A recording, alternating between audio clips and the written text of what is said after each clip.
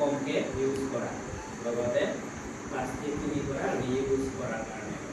গতিকে আমিও আজি তোমালোকে প্লাষ্টিকৰ বিষয়ে অলপ ক'বৰ কাৰণে আহিছোঁ আৰু প্লাষ্টিকটো কেনেকৈ ৰিইউজ কৰিব পাৰি সেইটোৰ বিষয়ে অলপমান মানে শিকোৱাও যাব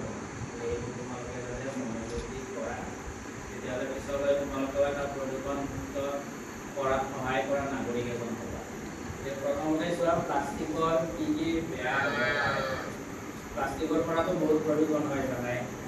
অকল মানুহৰে বেয়া হয় নে বেলেগ বেলেগ জীৱ জন্তুৰো বেয়া হয়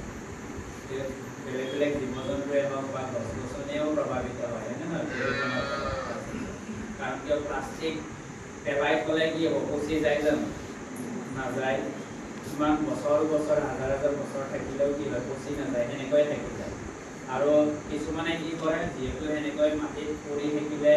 থাকিয়ে যায় সেইকাৰণে কি কৰে পুৰি দিয়ে পুৰি দিলে নোহোৱা হৈ যায় গতিকে ভাবে একো নহয় পুৰি দিলে কাৰণ প্লাষ্টিকখিনিতো নোহোৱাই হৈ গ'ল কিন্তু পুৰি দিলে আকৌ বেছিহে বেয়া হয় হয়নে নহয় কাৰণ কিয় পুৰাৰ ফলত যিটো প্ৰদূষণ হ'ব বায়ু প্ৰদূষণ সেইটোৱে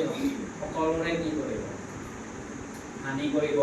যেনেকৈ চাবা প্লাষ্টিক যদি পুৰা যায় তোমালোকৰ চবৰে চাগে ঘৰত প্লাষ্টিক পুৰি দিয়ে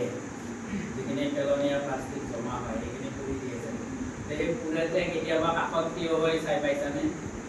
কি হয় মানে উশাহ লোৱাত কষ্ট হয় নে নহয় হয় গতিকে তেতিয়াই গম পোৱা যায় যে প্লাষ্টিকটো পুৰিছে কিন্তু বেলেগ কিবা বস্তু পুৰিলে বা খোৱা বস্তু পুৰিলেতো এনেকৈ উশাহ লোৱাত কষ্ট নহয় হয় জানো কিন্তু প্লাষ্টিকটো পুৰিলে কষ্ট হয় মানে কি বুজিলা প্লাষ্টিক যদি পুৰা বেছিহে কষ্ট পায়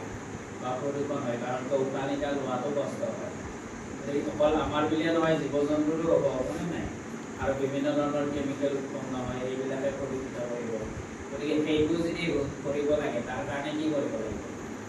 প্লাষ্টিকৰ যিটো ইউজ হয় সেইটো একেবাৰে একেদিনাইতো নোহোৱা কৰিব নোৱাৰি পাৰা যাব